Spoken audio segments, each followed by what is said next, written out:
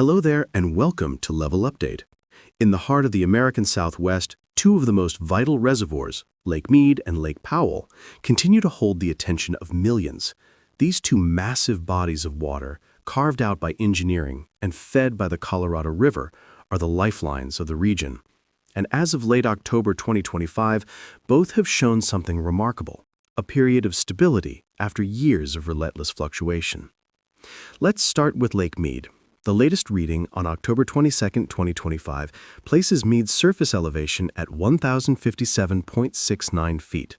That's about 5 feet lower than the same time last year, a modest drop that suggests that while the reservoir has lost some elevation, it's holding steadier than many expected. In fact, for much of this year, the curve has flattened. After dipping below 1055 feet earlier in the summer, the lake has gently climbed back above 1057, showing signs of balance rather than further decline. Looking back across the past 12 months, we see that Lake Mead reached its highest level in late winter, peaking just above 1067 feet before gradually tapering off into spring and early summer. Since then, the water level has maintained a consistent profile, neither plunging dramatically nor surging unexpectedly. This pattern speaks to a managed system: steady inflows, cautious outflows, and coordination through Hoover Dam operations. The inflow data tells an even more encouraging story. For the current water year, total inflows into Lake Mead are at 421,898 acre-feet, which represents 129.85% of the long-term average. That's a significant surplus. Meanwhile, releases from Hoover Dam are being held to about 342,332 acre-feet, only 3.8% of the minimum required annual release. This means that more water is entering the lake than leaving it, a critical sign of short-term equilibrium. Even though Mead is still far below full pool, about 162 feet down, the system is stable and responding positively to inflow management. Switching to Lake Powell, the picture is slightly different but equally fascinating. As of October 22, 2025, Powell sits at an elevation of 3,545.63 feet. While this marks a decline of about 31 feet from last year, the lake's current trend shows early signs of leveling off. Over the summer, the reservoir's surface flattened, and now in October, we're seeing the first hints of recovery. Powell has even seen a small but noticeable uptick since early October, a sign that inflows from upstream tributaries are beginning to outpace releases from Glen Canyon Dam. According to the latest reports, inflows to Powell are currently at 423,127 acre-feet, which is 103.63% of the average for this time of year.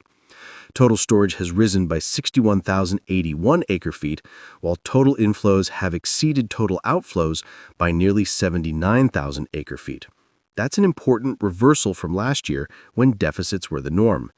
The fact that inflows are exceeding releases, even slightly, means the lake is beginning to stabilize. And with inflows running at 157% of last year's level, Powell is quietly gaining strength beneath the surface.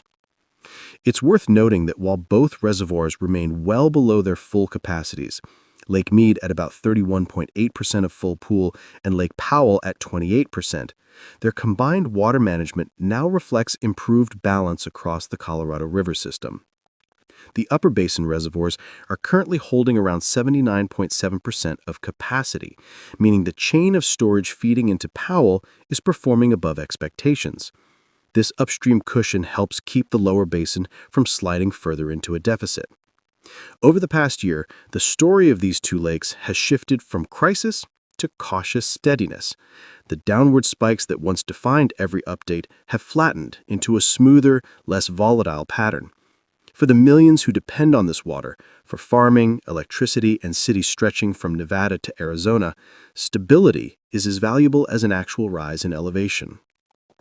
If you look closely at the graph for Lake Mead, you'll notice that its lowest point came in late July, around 1054 feet, followed by a subtle climb through August and September. That small but steady increase coincides with controlled releases upstream and improved storage coordination through the Hoover operations. The lake hasn't surged dramatically, but it has proven resilient against deeper losses. At Lake Powell, the curve shows a similar rhythm: steep decline through winter and spring, bottoming out in early summer, and then flattening with a hint of late-season rise. This signals a hydrological pause, a moment when inputs and outputs are nearly equal. When large reservoirs like these stop dropping, even for a few months, it's a powerful sign of recovery potential. What we're witnessing this year isn't a dramatic comeback or a miraculous rise. It's something more sustainable: control. Engineers and water managers have fine-tuned releases, inflows are exceeding outflows, and the lakes are responding with long-awaited steadiness. For the Colorado River Basin, this is what progress looks like. Looking ahead into the next few months, eyes will be on winter precipitation in the upper basin, but for now, both lakes are holding the line. Mead remains above the critical 1050-foot mark, and Powell has stabilized above 3545 feet. Those thresholds matter. They keep hydroelectric generation viable and maintain operational safety margins at both Hoover and Glen Canyon dams. In essence, Lake Mead and Lake Powell have entered a rare moment of calm. For a region accustomed to constant water anxiety, that calm is newsworthy. It's not the surge of water that makes the headlines. It's the stability that sustains the system, preserves the infrastructure, and protects the future. So, as of late October 2025, the takeaway is clear. The great reservoirs of the Southwest have stopped falling. They are steady, managed, and balanced, at least for now. And in the story of the Colorado River, that's the best kind of progress we could ask for. Thanks for watching this update on Lake Mead and Lake Powell. The story of these two giants isn't about sudden change. It's about steady progress and the power of balance. If you found this deep analysis helpful, don't forget to like, subscribe, and share it with others following the water updates.